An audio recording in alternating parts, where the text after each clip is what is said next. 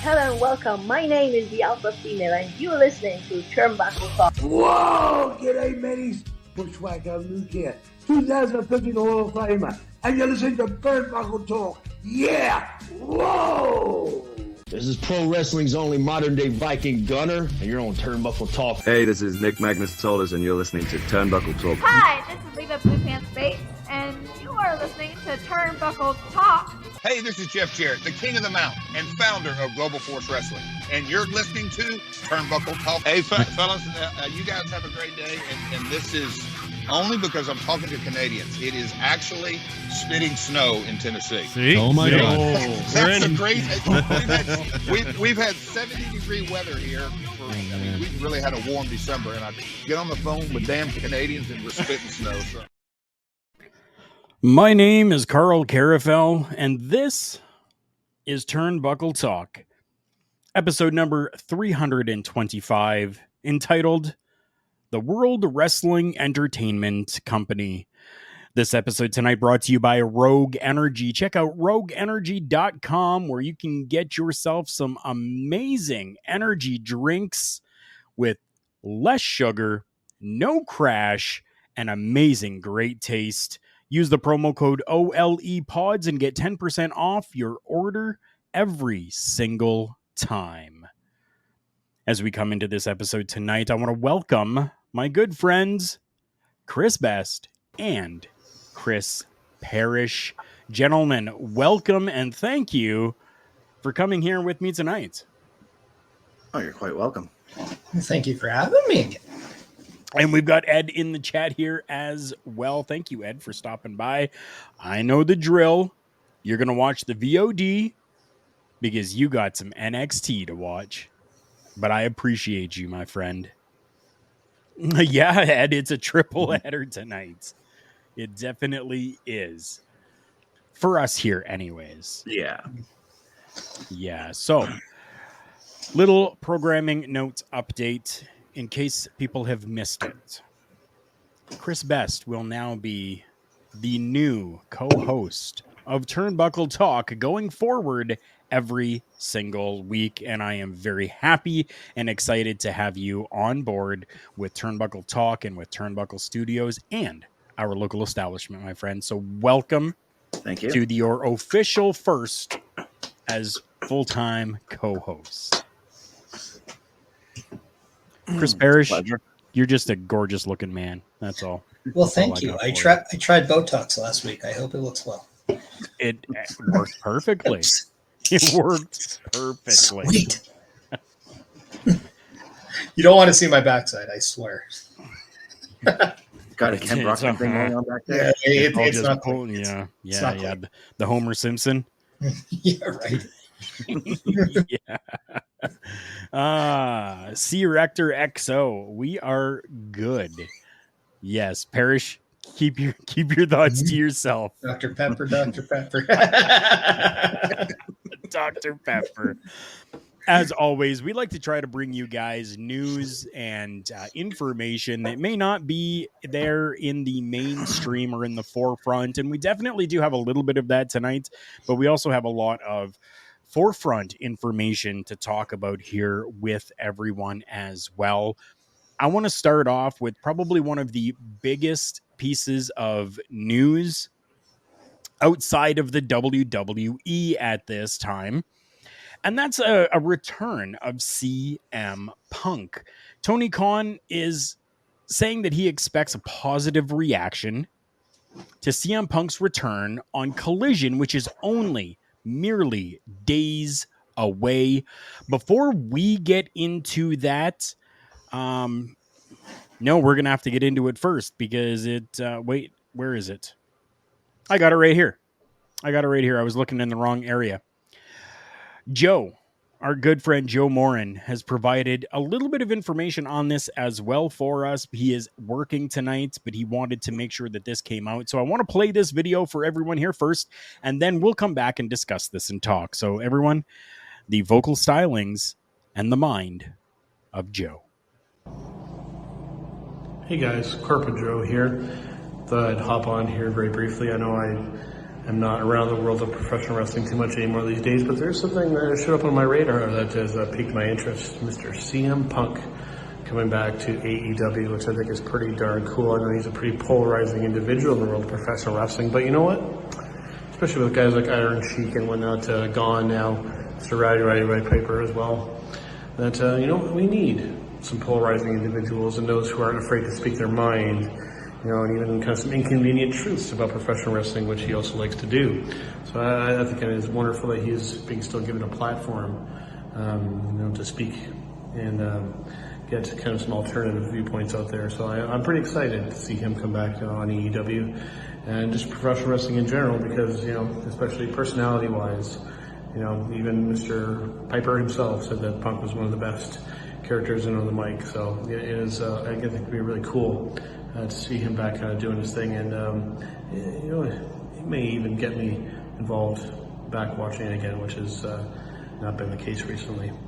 All right, guys. Well, I will see you later. Thanks for kind of being on here in a little bit of a different way, but I just wanted to come on here and talk briefly about that because I do miss you guys, and I do miss kind of talking about professional wrestling a little bit. And who knows? Mr. CM Punk makes some noise here. Maybe you'll start seeing me a little bit more often. See you guys later.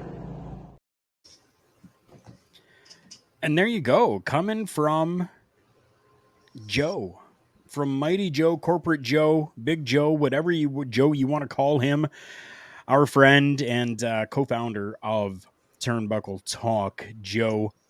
He's excited about CM Punk, and I know that there's a lot of people, Joe said it himself, that he's a very polarizing figure. There's a lot of people who are for this and a lot of people who are against this.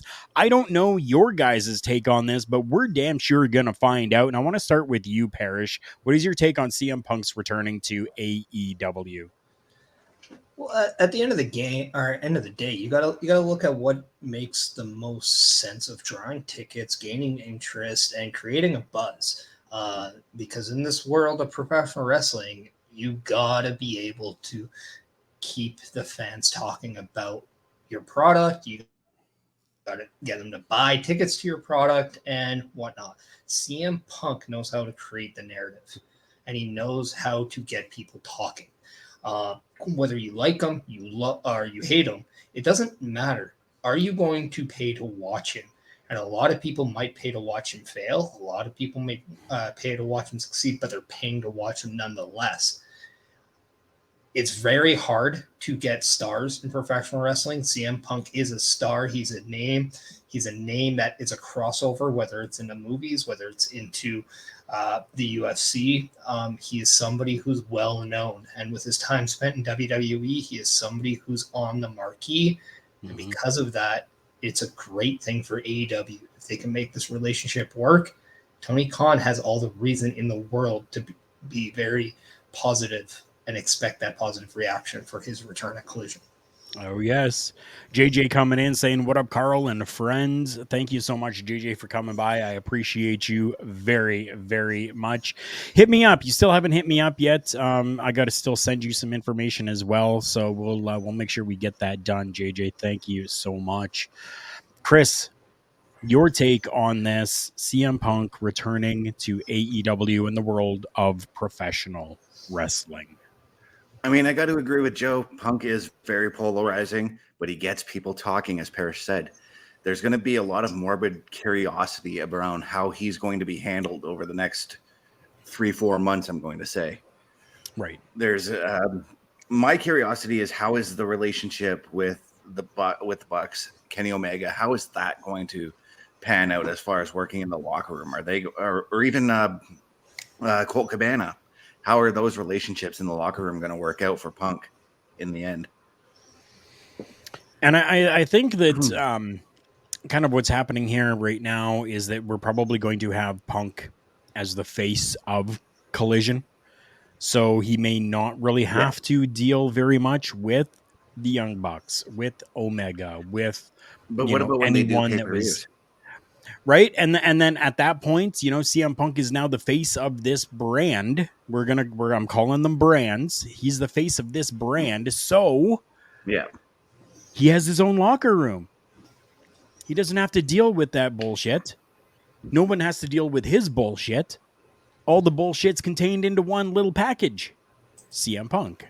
Or, sorry, his locker room. And I suppose you could have, like, let's say he has to work Kenny Omega in a match. I guess you could have a middleman talk about what they want to do in the match between one another, a mediator of sorts. You could. JJ, I'm kind of in the same situation as you right now. JJ says, I've exited the CM Punk fan club, done with that bozo. I mean, I've been done with CM Punk for a while now. If this is going to be something that's good for business, then okay, I'm all right with this, right? If it's going to better AEW, then I will go along with it. I don't have to like it, but I want what is best for the company and professional wrestling. Parrish, you're going to have to adjust your camera or something because we're covering your face every time a comment comes up here. It says, good evening, you magnificent bastards, and congratulations to Mr. Best taking my place alongside Karl on Turnbuckle Talk. You earned it soon, says Joe. Well, and Joe, I hope that you were here for, we played your video. That's how this conversation has all come about, so I appreciate that greatly. But yeah, I'm not a huge fan of CM Punk anymore. I'm in that same boat as you, Karl. I'm done with him as well. But like I said, there's just a bit of morbid curiosity because of the talk that's going on. And like I said, I want to see where this is, where this relationship is 3 or 4 months down the road. Right. Parrish poking his head up there. JJ says, if it's best for business, then he doesn't need to get in the ring again. And I mean, I definitely understand that. And yes, Joe, thank you. I definitely understand that. At the same time, if he's not in the ring, are the people going to be buying the tickets because he's not in the ring, or are they going to buy the tickets because he's in the ring? And kind of open up this new brand that AEW has. So you guys have any other thoughts on this? I think one of the things that kind of turned me away from CM Punk when he was in AEW, because I'm not going to lie, like CM Punk was definitely somebody I was a fan of back when he was in WWE, back when he was in Ring of Honor. Right. But when his promos carried out of professional wrestling and he went, kind of like a lot do in AEW, they kind of go to the outskirts of, the real life, or, get that petty heat or get that petty pop. I didn't really like that as much for a guy like Punk. But then when he was trying so much in the ring that he shouldn't. And you go back to when he kept trying that buckshot lariat, and it was like me in chemistry class. It just never worked out. You got to try something new, man. And it just, given his age, given his athleticism, which we all knew, he was a very ugly athlete in the ring. Right. He's good. He was good, but he was a very ugly athlete. Yeah. He has to learn, like, not to just do all these moves. Just because you can doesn't mean you should. Right. And that's something that I really do hope that he would at least he will learn from. I know there's probably a lot of excitement for him to come back, but also AEW, I think, it's either about to release or maybe it's a fan release, but there is a CM FTR shirt. So it looks like CM Punk, along with the Revival, are going to be a focal point of that brand. So Yeah. Dax Harwood has openly stated how much he does want him back. I think the narrative of CM Punk not being well liked might be blown out of proportion. He's probably not well liked by the people who love the Elite, but right. I don't know. I think there's a lot of people, and Billy Gunn just came out and said that he wasn't as bad as people thought, said he was either. And if a guy like Billy Gunn says that, who's in the locker room, very well respected, very polished, very mature himself inside of that, then who are we to judge in question? Right. Right. You got anything else on that, Chris? No, I mean, Parrish just said everything I was thinking. Sorry. That's all right. No, it's all good. It's all good. I appreciate that. Well, I was gonna say, like, I do actually remember, like, when you said Billy Gunn said he was a great guy, he was friendly and everybody, and shaking hands, kissing everybody's ass back in the locker room.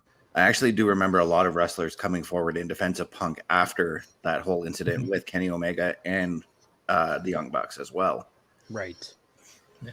Right. Could we just chalk this up that it could just be a generational gap in the locker room? That's what I'm thinking. That might be able to go with a lot of wrestling companies now, especially when you have guys that were around in the early 2000s, and then the people coming in now, opposed to the guys that were from the 90s. I mean, those are three completely different generations with three completely different styles and three completely different perceptions of how wrestling works, with three completely different fan bases. And some are crossover too. So, like, we got to look at that as well. And there's so much more to just a narrative of, I know, like Punk, because he doesn't like Kenny Omega. It's like, okay, get over that. Cool. Right. No, totally get that. Totally get that. Punk is net positive for the business. At least Joe thinks so. You know what I think is good for business? Allison Danger. Allison Danger is absolutely fantastic for business inside the ring. Worked with many different companies over her professional wrestling career, and she has now returned to the WWE to work with NXT at the Performance Center as a quote unquote, at this time, guest coach. So, like you and I talked about, Parrish, before getting on here, the word guest coach typically is like tryout. Essentially, is what that means, right? So, I mean, look at Shawn Michaels. He was a guest coach before he became a coach. Right. Exactly. I'm like super happy about this, that she is back. She is there. She is going to be helping. Everything is going to be good again. I hope for the women in the developmental system to have somebody with the wisdom and experience, especially somebody who has experience in a coaching capacity like Allison Danger or like Sarah Amato. Both of those names working together, hopefully working together. Also add Molly Holly to that. Yes, Molly Holly as well. Is Nora there? Yeah, she's a producer. Yeah. Oh, that's right. Yes. Okay. So there we go. And then just in a couple of years, maybe even add Natalia to that. And then you look at possibly maybe even Tamina. I was just going to say Tamina would be great there. The amount of just pure knowledge, the amount of experience, but also the respect that comes with the names of Allison Danger, all the girls who do, but primarily the Allison Danger. I mean, that is such a benefit for the young ladies coming in the NXT and developing. Like, just imagine you look at the NXT Women's Champion Tiffany Stratton and just like how much she could benefit from having this type of person just backstage, being able to bounce ideas, bouncing. Should I do this? How do I do this? Why should I do that? But then also, like, it's such a benefit to the product. And I think this is one of those moves that you can really see, okay, this is probably why William Regal was brought back to the WWE. Yeah. She brings with her a world of knowledge based off of everywhere she's been. So she brings in all kinds of different wrestling styles that she can teach these women and the men as well. Exactly. So I'm kind of excited to see what comes of the class that she's teaching right now. And something that I love, besides a Mel Ball, is that she is back there working with her brother, which is absolutely fantastic. I'm going to break some kayfabe here. Allison Danger and Steve Carino are brother and sister. So they're back together, working together, which is absolutely fantastic. What a mind he is too, eh? Right? Right? So can you imagine the two of them working together to come up with something, to do training, if they need help with, production, if they need help with story, if they need help with anything?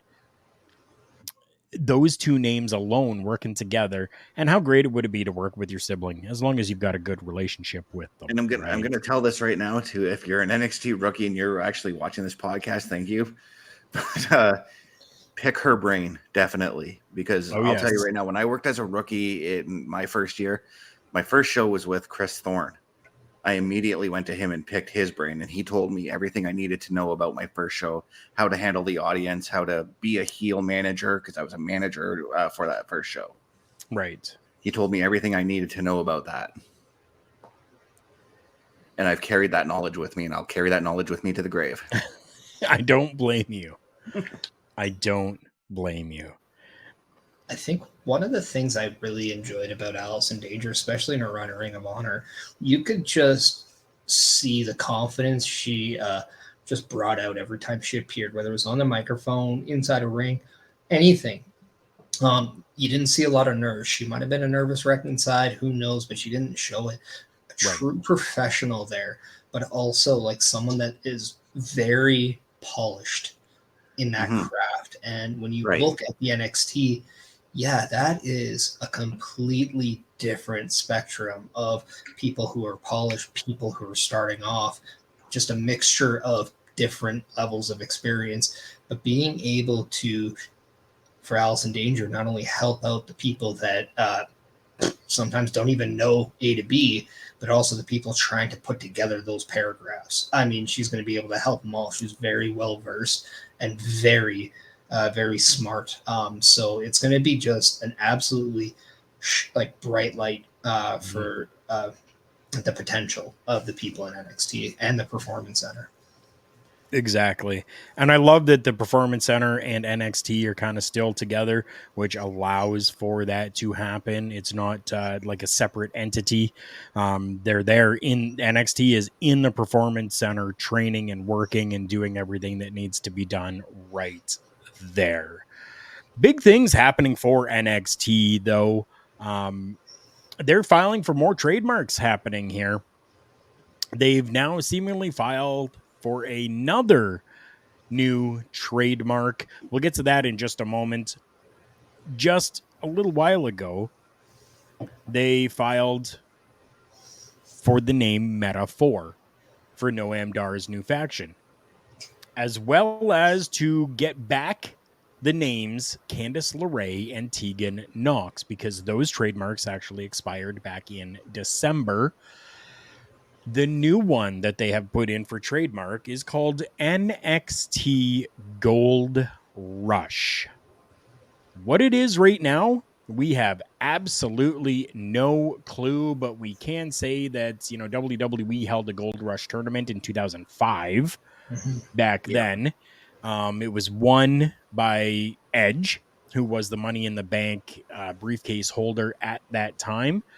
We have no idea if this is going to actually be a matchup or if Gold Rush is going to be the name of a pay-per-view. There's no indications right now, but I'm happy about it. I'm excited for it.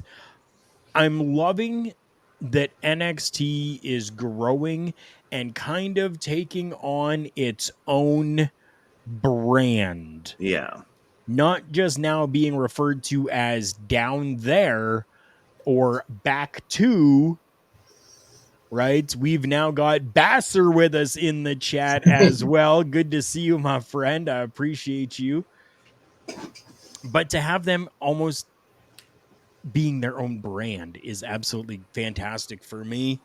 Do you guys have any speculations or any actual factual information on this that I haven't seen yet? I mean, I don't, but I have some ideas on what it could be. Okay. The one is just a standard tournament, similar to what they did in 2005 for the Gold Rush. Right.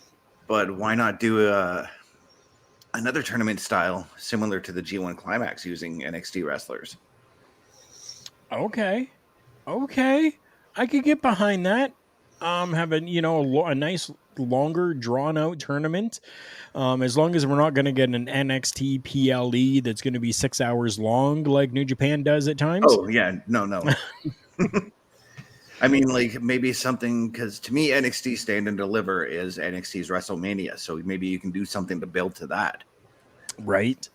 You definitely could. Is that Canada? What's caca? Pluggo. Use your big boy words. Come on, my friend. Those might be his big boy words. I don't know.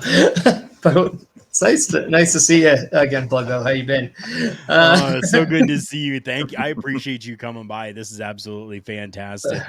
Turnbuckle Talk still going, and we've got I don't have those. Yeah, sometimes I don't have big boy words either. Sometimes I don't. Parrish, what are your thoughts on this? Yeah, I mean, I'm trying to look at, okay, what does the main roster have? And they like you said, they have WrestleMania, and NXT has Stand and Deliver. You also have, like the Royal Rumble, or as NXT debuted the Iron Survivor late last year. And then maybe, just maybe, like the main roster, they could have King and Queen of the Ring, while maybe the Gold Rush and the Dusty Classic could be something NXT has. I'm thinking if this is maybe another potential match idea that helps separates the NXT from the Raws and SmackDowns and give them a little bit of something from their own. Right. They actually introduced a Gold Rush tournament in NXT in 2012 as well. That's and right. it was I done to forgot about determine that the one. first ever NXT champion. With 4 NXT wrestlers and 4 main roster stars that ended up with Seth Rollins beating Jinder Mahal to win that inaugural NXT title. So there's your facts for you.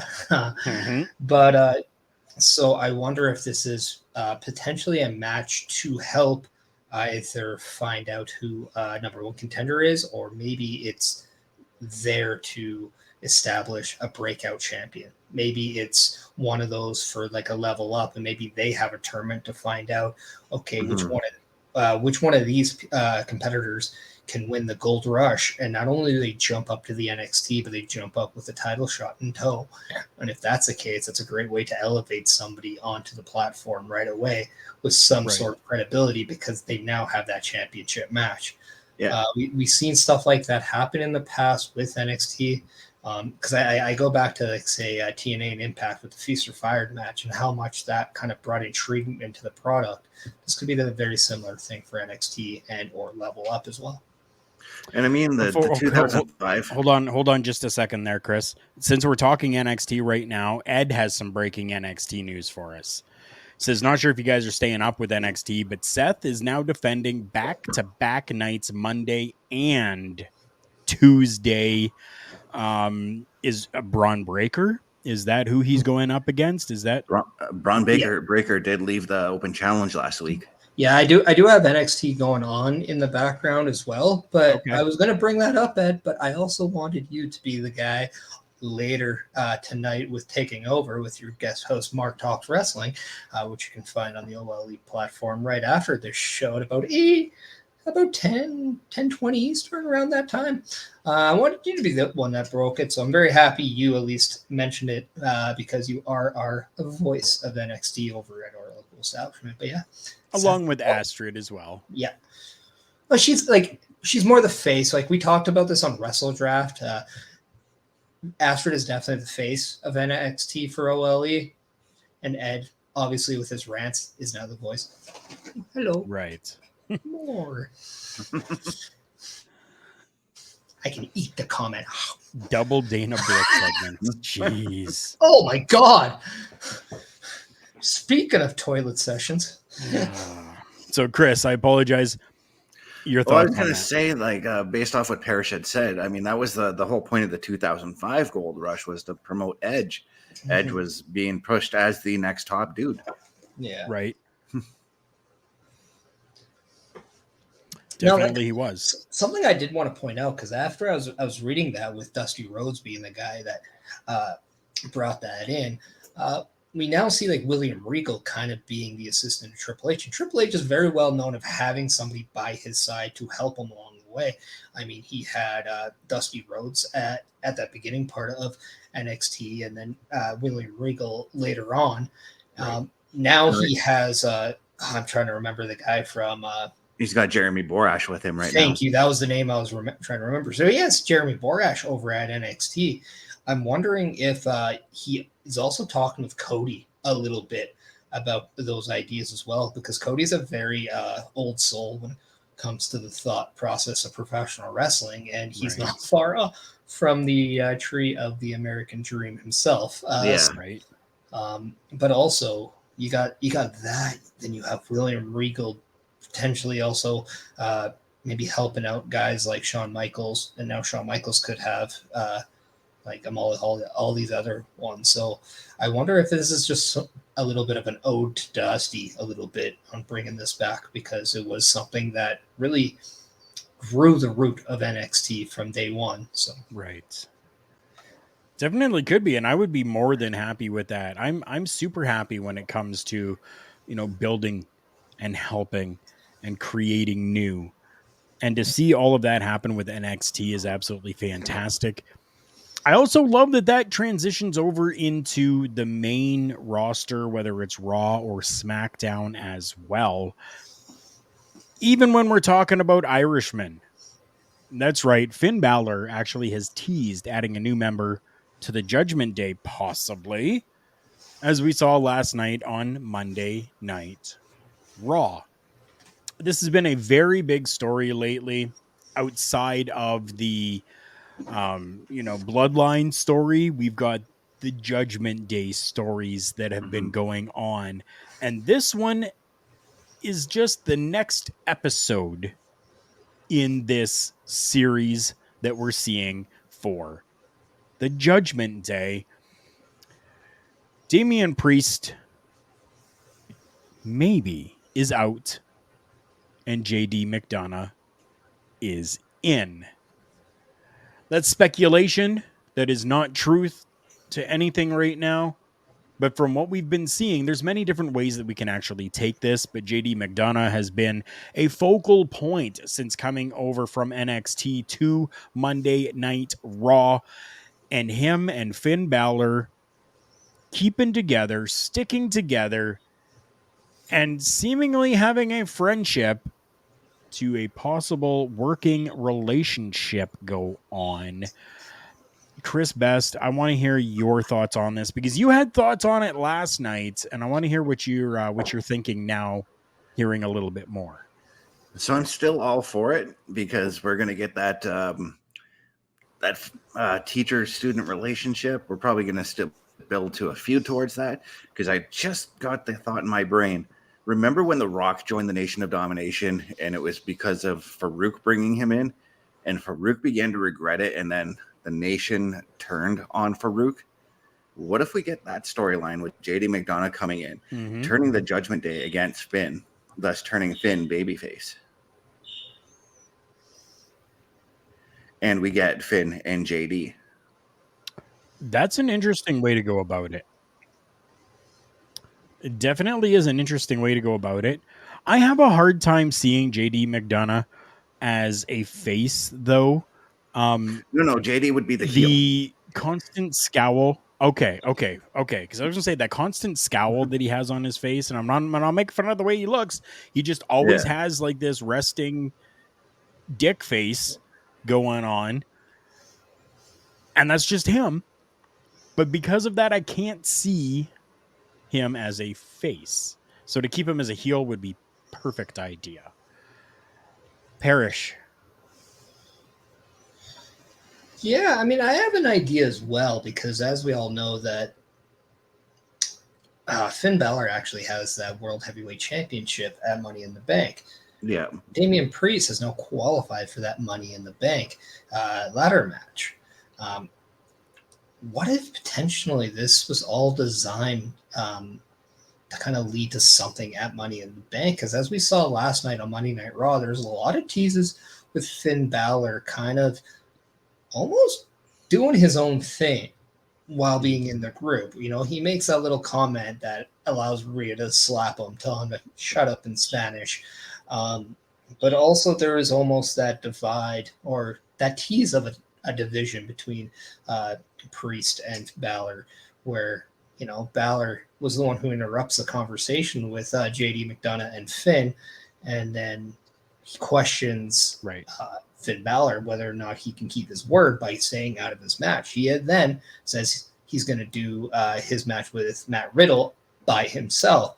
So he's taken upon himself to kind of separate a little bit from the group. And if you remember back from the Evolution days, Batista did something very similar as well, which resulted in Triple H then turning on them. Now, it was done in different ways, obviously, but at the same time, what if Finn Balor fails to defeat Seth Rollins at Money in the Bank, while Damian Priest earlier in the night wins Money in the Bank and uses a beat-up Seth Rollins from that as an opportunity to cash in and become the World Heavyweight Champion? Therefore, your standing image to finish this show actually shows Finn Balor looking over at his stablemate Damian Priest as the guy that did what he failed to do, but on the accord of his work as well. Damian Priest then keeps his word by saying he's not going to cash in on Finn like Finn asked him on Raw, but he also does his own thing, thus then now creating a plan with Finn Balor wanting to bring in JD McDonough because he knows he can trust JD, whereas after this could be a division in the trust between Damian and Finn Balor. So much to take in there. I want to hear your guys' comments. All of you that are listening to this or watching this after the fact, I want you guys to leave your comments down below on this entire Judgment Day situation, including JD McDonough. And remember, if you haven't already and you're watching on YouTube, it's totally free for you to leave a thumbs up for us. That thumbs up goes a very long way in helping get this program pushed out to more people and added into that algorithm so that we can be shown to more people. And if you want to, subscribe to the channel as well. Ring that notification bell. Then you'll get notified every time that we are live. You want to check out some really cool content, make sure that you are checking out our friends over at Real Wrestling. That's realwrestling.net. News and views by real fans. Turnbuckle Talk is part of that as well. Each and every week we go international when Real Wrestling puts this program up for everyone to see. So thank you to our friends over with realwrestling.net. We're going to cool off a little bit here as I take a drink of my non-sponsored Dr. Pepper, because this next topic is a little upsetting. It is very disturbing, the lengths that some people will go to make $1. We've seen this situation happening in the past with Rhea Ripley and even Rey Mysterio. But now it has happened to Jeff Hardy. There's a video that is floating around there on the interwebs and especially on the Twitter box. Just look up Just Talk Wrestling. The video is there. That's where I was able to find it from. They write, poor Jeff Hardy, minding his own business, and these weirdos rush him with an avalanche of things he needs to sign, like he owes them all that. Nothing wrong with politely asking for something, but this is so awkward. Before we get into it, though, Jeff's brother Matt came to, I don't want to say the defense of Jeff, but kind of informed everyone, letting them know that Jeff doesn't actively look at anything on Twitter unless he has something to post. So I'm going to address this. This is definitely taking advantage of Jeff's kindness. If you see a wrestler in the airport and ask for an autograph or two, that's acceptable. This isn't not appropriate or cool. Parrish, I know that you're itching. I want to hear your thoughts on people coming up to stars with a multitude of different things for them to autograph. Yeah, and I mean, I can understand wanting to get an autograph. I can understand wanting to take a photo with somebody that you're very envious of because they're on your television screen. They're somebody you follow every week. I can understand that. But the one thing you also have to understand is they are just like you and I.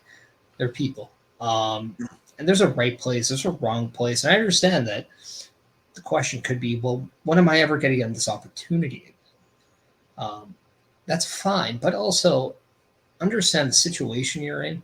If you're at the airport and they're trying to make a flight, right. There's something on the go for that person. And also two people needing just a plethora of things to sign from him. I mean, at some point, I mean, just say when. I mean, one or two things, very acceptable. You'll be fine. As Matt said, like, no problem. But when it becomes a little excessive, understand that that's a little much. And if your end game is to just make $1 and not do any real work, and you do it at somebody's expense, you're a piece of trash, in my opinion. Yeah. There is an honest day's work, and there is not an honest day's work, and that is not an honest day's work. All you're doing is basically you're exposing the fame of somebody else for your personal success, and that is just wrong, and that is despicable. In fact, I really wish it was illegal, to be quite honest. Me too. Chris, what are your thoughts on this? I know you share the same sentiments, but I definitely do because I've again, I'm going to go back because when we talked about the Rhea Ripley situation, I brought up the Sasha Banks incident when that happened to her too. Yes, and she came out saying that, like, yeah, she doesn't mind taking a picture with the fans, and that's cool and all that, signing maybe a magazine cover that she was on, whatever. But at 3:00 in the morning or anything like that, when the wrestler's getting off the plane, the first thing they want to fucking do is go to bed and go to their hotel and just maybe eat something, relax, watch a little TV before they have to work. Yeah. Let them fucking do that. And if you're going to get an autograph, go to a controlled environment and get those autographs. It's very true. There are conventions that they go to where, yes, I know that you're going in, you're paying for a ticket to go and see them.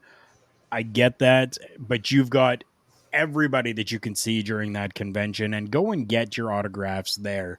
Or go to somewhere like Dark Parlor, one of these places that offer these, right? Yeah. Try to do something with them and say, hey, I've got this amount of, what can we get done? Companies are always looking to help, especially if it's going to be a big name that they can say, we have had this name here to do so, right? So those are your controlled environments. Those are the ways to go about it. These people seeing this video, makes me absolutely sick, because this 100% is just for their gain and their gain alone. There is absolutely no way that they are getting these autographs for all the kids on their block. Absolutely no freaking way. They are taking these, they are reselling them on whatever platform they want to, whether it's eBay, Amazon, whatnot. It doesn't matter. They're reselling these for their own personal gain. We're taking advantage of these people, and I think it's absolutely disgusting that we're still doing this. And that's why I know many years ago, I remember a news story about Kanye West. He was, the paparazzi were after him. He was in a restaurant trying to eat. I understand why he snapped on the paparazzi there. I totally get it. Right? As much as I think he's a dick, I get it. Well, and you've seen some things. Like I remember watching a clip with John Cena, and I don't recall the shop that he was. I think I know the video you're talking about. Is videotaping him, and John Cena has done how many Make-A-Wishes? He almost stops and like we've seen the videos of him signing thousands and thousands and thousands of stuff before a show, and he gets visually upset with this guy because he didn't ask for permission for the thing, and it's just simple as that. Like it's, hey man, like it's almost saying I don't care that you videotape me. You want to know something, Paris? Just do it if I save it. No, I know. That's not the first time that that guy has encountered John Cena. No, I know. But it's just an example of a statement that is, these people are just that. They're people. Right. If you're going to ask for a photo and stuff like that, don't corner them. Don't approach them aggressively. Be polite.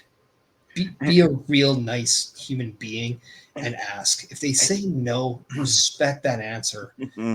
If there's ever a time to also understand that no is an answer, you have to just respect. This is another version of that. Oh, yeah. Among others that we won't get into.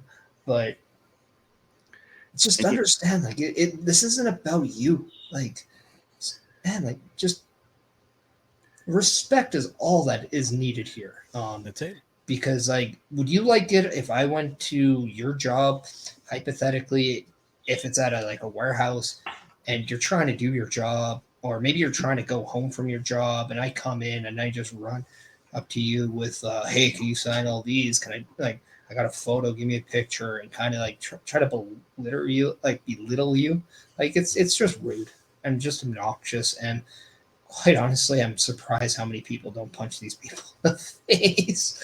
Right? The funny thing about that John Cena video is, in that video, there's another guy who walks up to John Cena and asks him to take a picture. And John Cena agrees and gives him a picture. Yep. I'm sure that was also done knowing that the guy's right there. And John Cena's like, this ain't an attitude adjustment. This is the FU. Yeah. Right. Right. Also, I know we were talking about it earlier. I am watching NXT, and there is a thing explaining the Gold Rush. Okay. So I thought it would be appropriate, given how we just talked about it. Shawn Michaels tweeted saying, NXT Gold Rush, a 2-week NXT TV special. Braun Breaker versus Seth Rollins for the World Heavyweight title main events next week. The winner of tonight's Baron Corbin, and I'm assuming that's Ilya Dragunov. I have no idea the Twitter handle. Faces Carmelo for the NXT title in 2 weeks. So it's a collection of 2 separate shows featuring championship matches, hence the Gold Rush, as both shows main evented by championship matches. Okay, so it's NXT's version of Night of Champions. Almost, yeah. But just to give you guys clarification on it, because we did mention it. No, that's good. That's good. Always clarification is always good, and it's quick. This was done quickly because we're like literally just found out about this new, like trademark that's come through, and they're already going and talking about it and giving us this trademark of Gold Rush. So last night we talked about unexpected moments in WWE. I feel like this is an unexpected moment as well, because WWE is, it seems right now that they're playing their plans for the future close to they're playing the cards for their plans for the future close to their heart. Yeah, and they not letting definitely anybody are. on the outside come in and spoil it for us. Right? Which you know what I absolutely love, because I mean, today's day and age, I've got my computer, I've got a tablet, I've got my cell phone, I've got all of these different things that are available for me just to go, and there it is. Right? Yeah. And I'm so happy that this is being still kept close and coming out as these surprises, because we need more of that. And it is Ilya Dragunov versus Baron Corbin. Okay. It just seemed way too Russian for me to think somebody else, but right. People have weird Well, hands now. I'm going to go out on a limb and say Corbin wins, because they're pushing for him and Mello to wrestle. So I kind of want to see Ilya and Carmelo today. Right. I think. But right now, that's the road they're going with Corbin. In fact, have a draw and give me a 3-way. That'd be awesome. That would be cool too. I definitely would be okay with that. That way, Ilya can take the pin, and then you can still build to a singles match between Baron and Carmelo. Yeah, I like that. You know who isn't Instead of getting regular any? hat, this is my promoter hat that I'm wearing right now. Right? You know who isn't getting any championship matches anytime soon right now? How do you tell? The Maximum Male Models. Because where have they been? Well, apparently, the talk right now is that we are going to get a repackaging happen, as we kind of talked about last night once again on the Raw watch along. The two of them getting a repackage since moving to main roster status. Maxine Dupri, essentially leaving the group and siding now with Chad Gable and Otis with the Alpha Academy. We needed to do something with them. Don't know what as of yet, but the talk is that yes, there is creative plans for them that will be changing, which I guess is a reason why we haven't seen them on TV lately. Yeah. Chris, you look like you're itching to say something.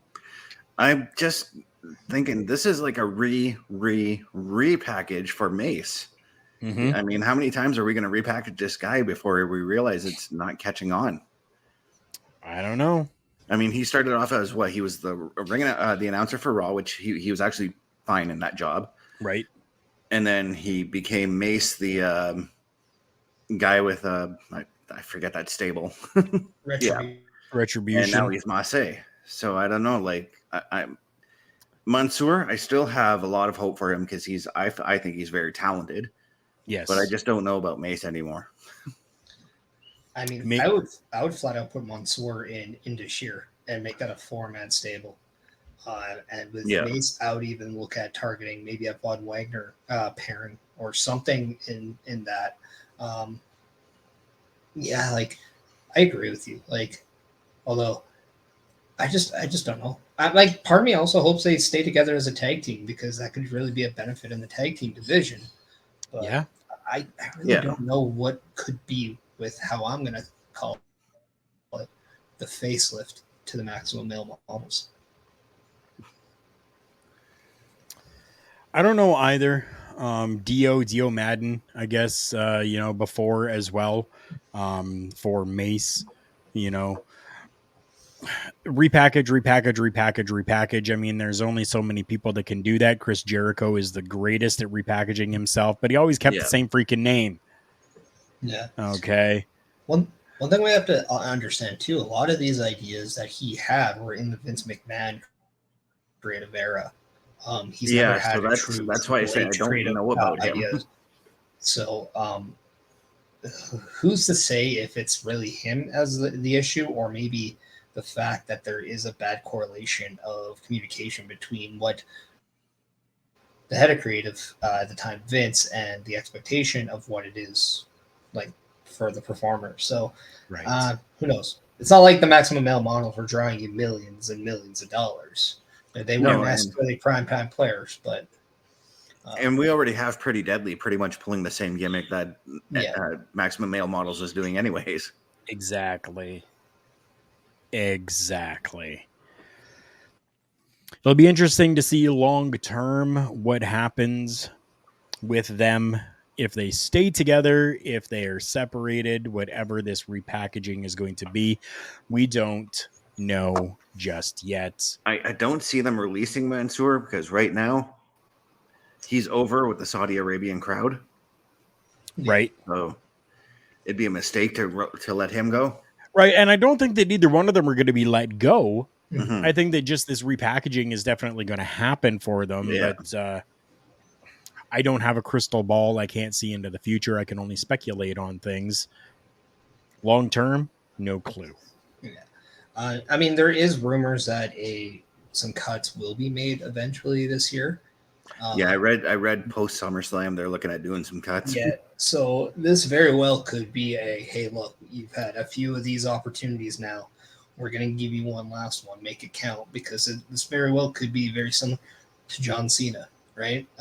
He was it's no secret that he was primed to be a cut. He was told he was going to be a release until that European tour where they got caught. He was caught rapping by Stephanie McMahon, and then that led to that gimmick that ended up saving his career with WWE. And whew, good call, Steph.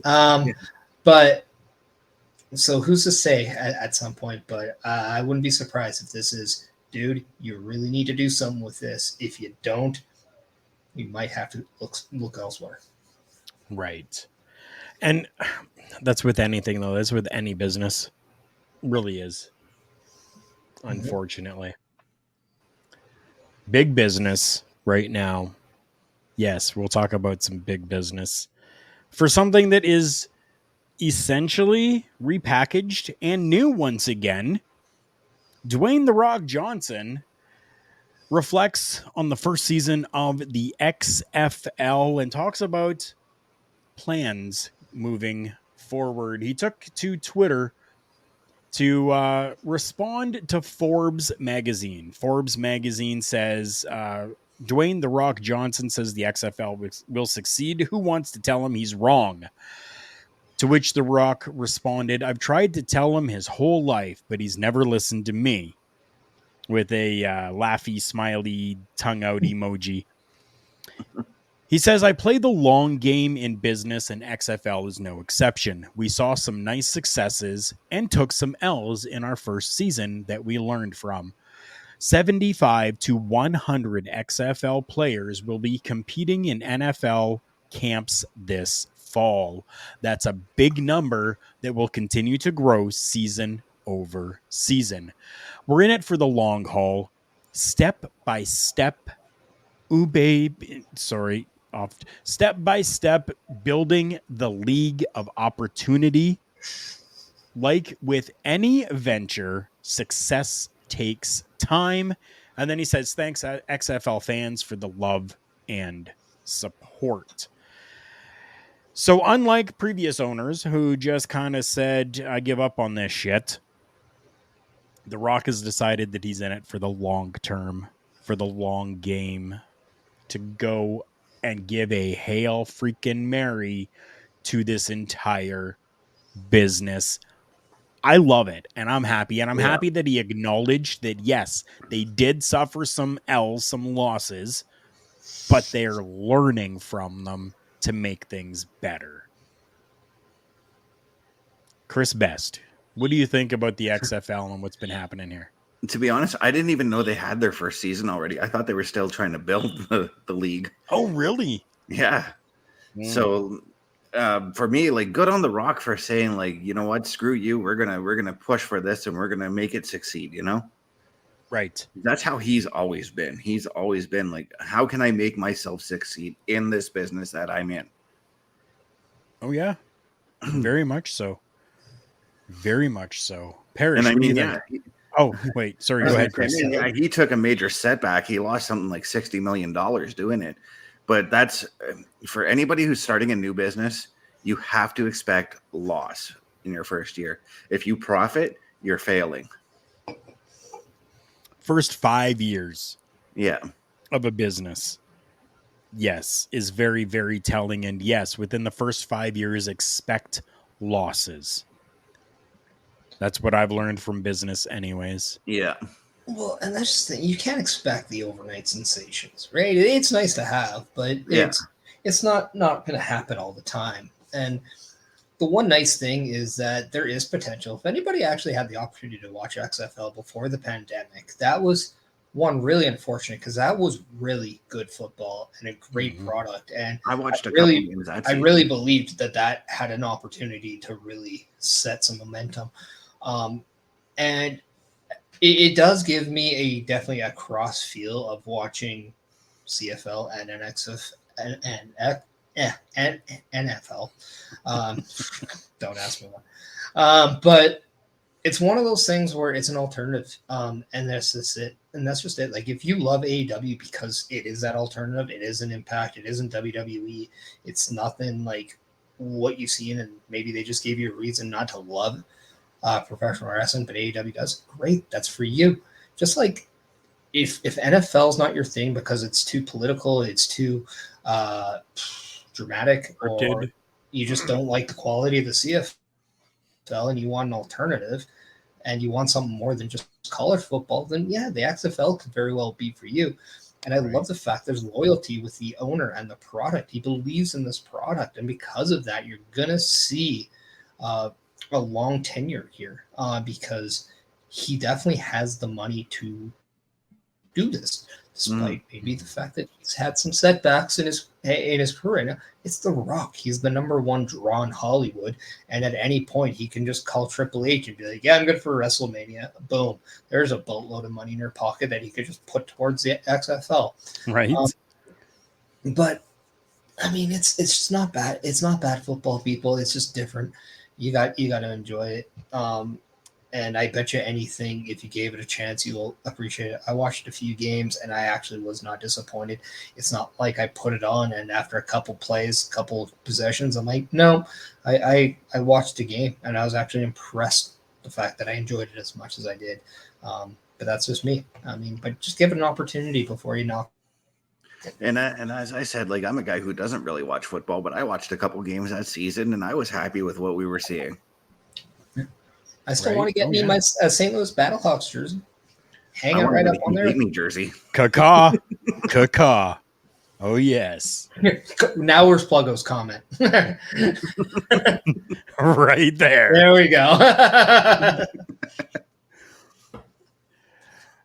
What I love about this is that he is still being so positive after a lot of bullshit that has happened for him. Black Adam taking a real nosedive in the box office. His TV show getting canceled. Yeah, Young Rock being canceled.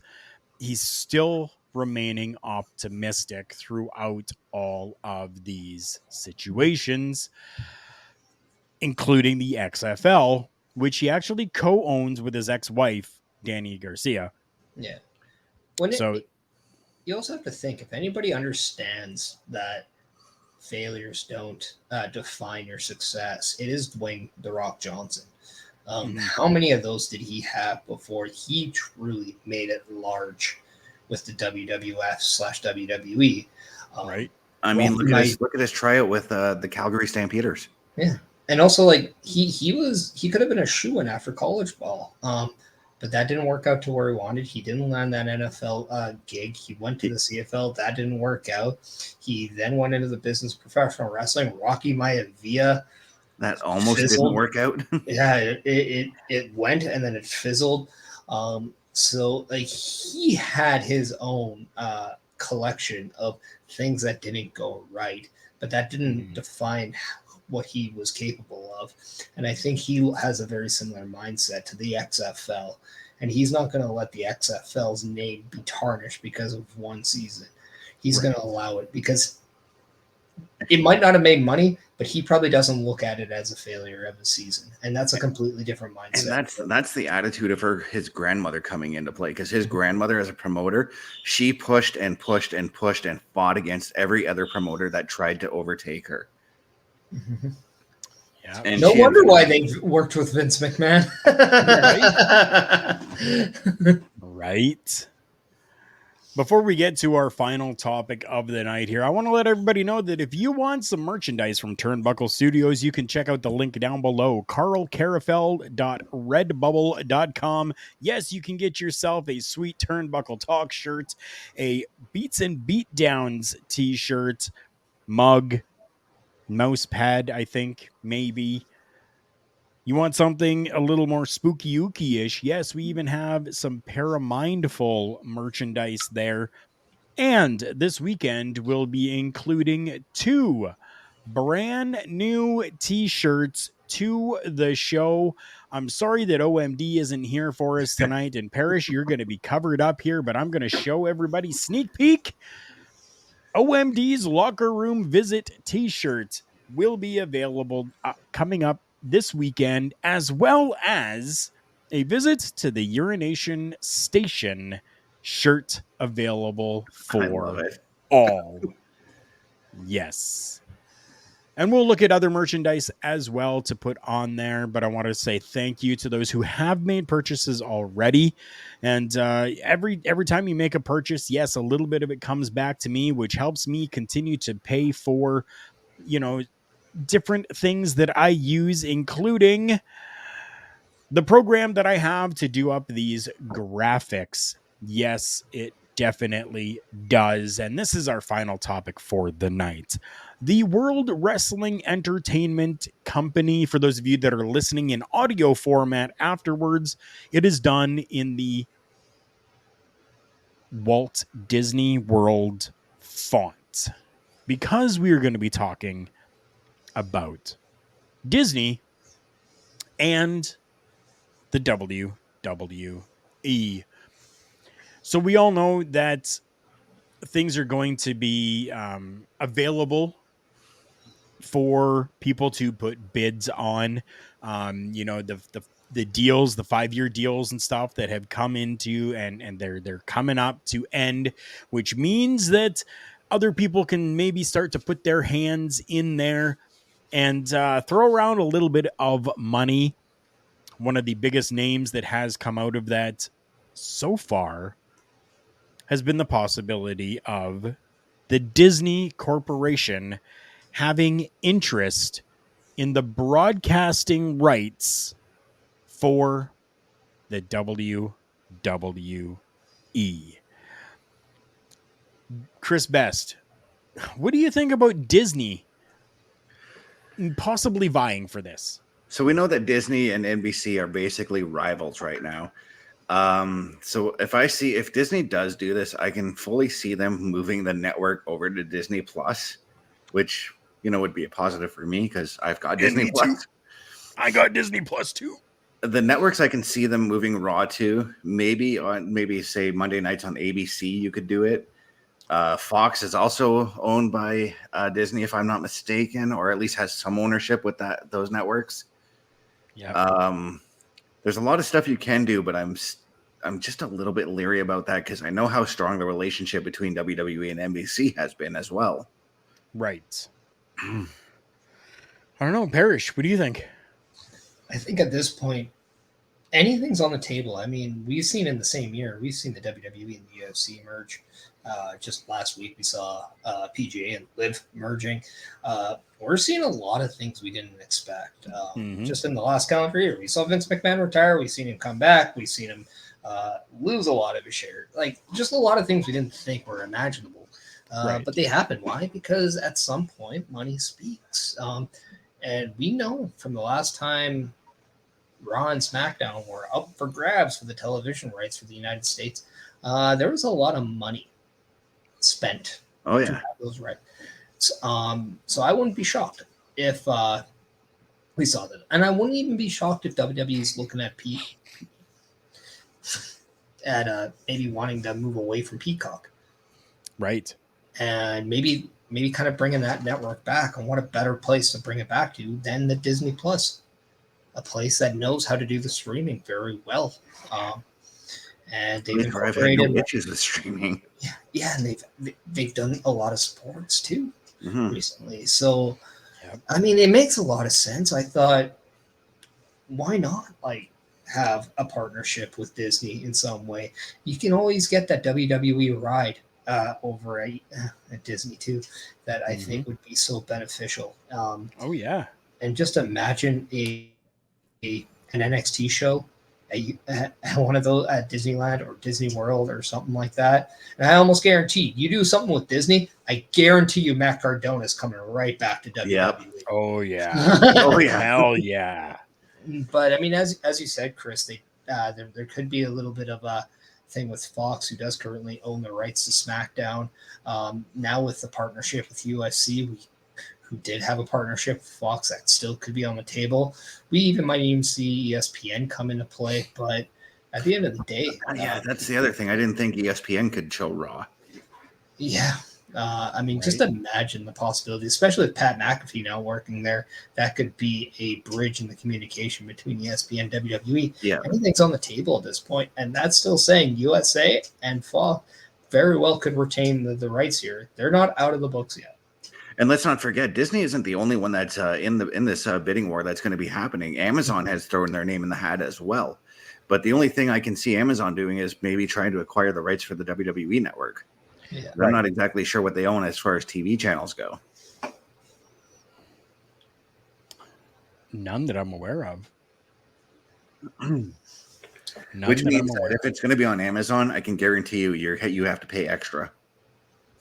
Well, I mean, Amazon has kind of partnered with, or maybe I've just seen commercials for it, but like Stack TV, is it? Yeah. Right. So doesn't Amazon do Prime as well? Yes, Amazon does Prime. That's what I mean. It's Prime Video. WWE Network is going to show up on there. If that was the case.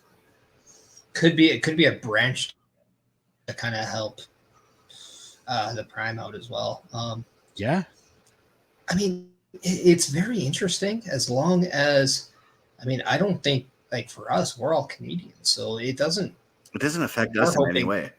No, because we all know with AEW, TSN's with AEW and SportsCent's with WWE. That's not going to change for Canada. So, like, we don't have to really worry. In fact, we still got the network, so it's great for both sets. Yeah. But for the people over in the States, it's really depending.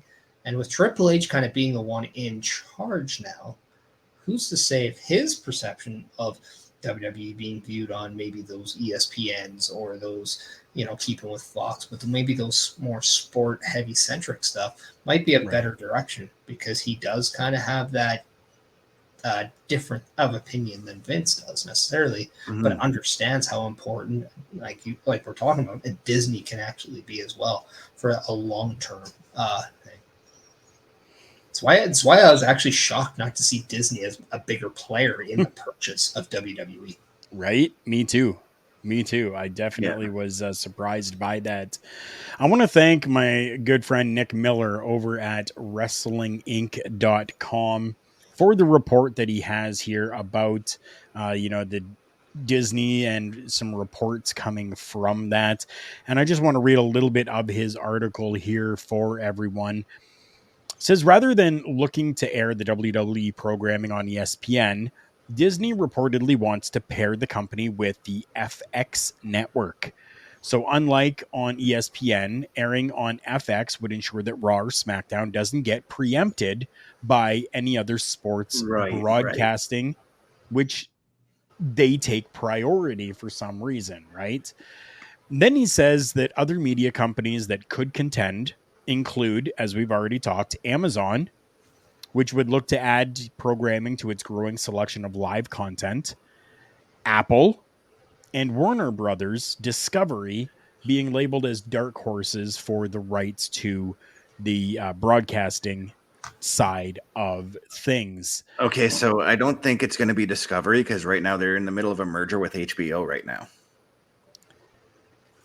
Okay. Still dark horse. True. Yeah, but like if you're gonna merge or even a sale, like that takes a good chunk of a year to finalize. And if that's the case, they might be major players that don't be involved just because they're more worried about that as well.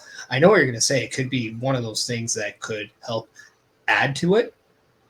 It could work in favor as well, but it's I don't know. Personally, I don't see it. They have time. Every one of these companies, whether they are going through any other type of merger right now, have time because the deals with Comcast and Fox that were signed in 2019 don't expire until October of 2024. So this is just a opening up of conversations that is able to happen now. Right. And for all we know, they could say, we're happy with what we've got and we're not going absolutely anywhere. Yeah, because right now they said the NBC Universal negotiations for a new contract have closed, which leaves WWE open to look at other options with NBC Universal still throwing them offers. Exactly. Just because it's closed doesn't mean they still can't throw offers. They could be sitting back going, let's use the interwebs and see, speculated what these people are doing. Okay, and here's what we're going to do now. Yeah. It's one of those old-fashioned tricks of negotiation of just saying, okay, well, you think we're not worth this or you don't want to pay this. Okay, well, maybe we'll talk with somebody else. And this story comes out, we're talking that. And you don't know the numbers. And you're like, well, we don't necessarily want to see said other company win this, right? We'd rather lose to that person than you guys. So because of that, we'll just pay the money. And ultimately, it gives WWE what they wanted. But we again, like there's so many things to say with very little information out there, as in what could happen. We just know the questions at hand, and that is, like you said, Karl, October 2024. That's when we know they could change. We know the story is now. Let's speculate on what we could see. Disney being a major player, but I mean, I just know as Canadians, we just saw the sale of the Ottawa Senators hockey team. There were speculations that Snoop Dogg, Ryan Reynolds were in there, and over time that faded away. So these things do have a process, and they are ups and downs in negotiation. So I mean, maybe we'll find out more in a few months, but I mean, I know you said these companies have time. WWE may not want to give it the time. They might want to get things done relatively quick. Understandable. You know what else is quick? Dr. Pepper. What? The shipping service that you can receive from our friends at Invasion Comics. If you're into comics, Funko Pops, collectibles, strategy games, you name it, go and check out invasioncnc.ca, where you can find Invasion comics and collectibles. Anything that you want that is available there on their website. Use the secure checkout and get it shipped to you at a really good rate and almost mock speed. Live long and prosper. I can't do that. I can barely do it, so. Gentlemen, I want to thank you so much for being part of this program with me. Chris Best, you will be co-host going forward, and I am super thankful for that. Parrish, anytime that you want to jump in, you know you are more than welcome to do so. You never have to ask, just let me know. I want you to let everybody know what you've got going on with our local establishment coming up in the next little while. Well, you don't have to wait too long, because tomorrow night, Ed Fries and I are right back at it with another edition of Wrestle Draft, as we will appear just a little after 10 o'clock Eastern there, as we kind of set up kind of the finale of our season one. There's a lot of chunks of it. I believe it's weeks, I want to say 16 to 19. I could be wrong on there, but we are setting up for the finale here. So it's going to be a lot of fun. I am very much in the set. I'm still in third, but I just took a major step and inching closer and closer to both Ed and Eric Bishop. So you never know what's going to happen.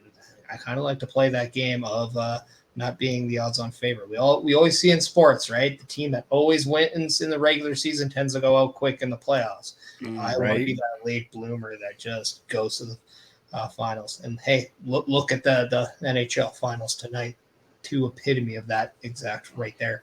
And then obviously this Sunday we've got Busting Out as Bobby Munson and I are coming back with episode 42.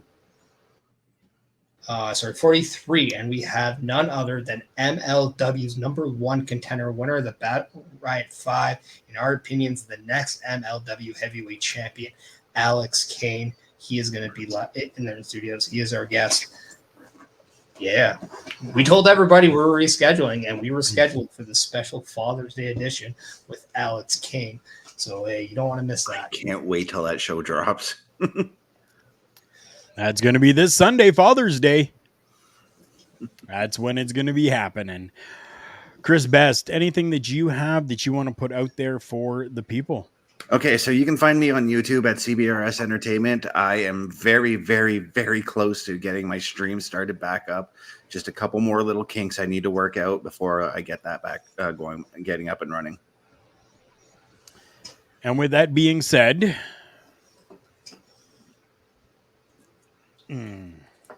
we bid you all adieu. Late bloomer Chris Best. He'll catch on. Better late than ever.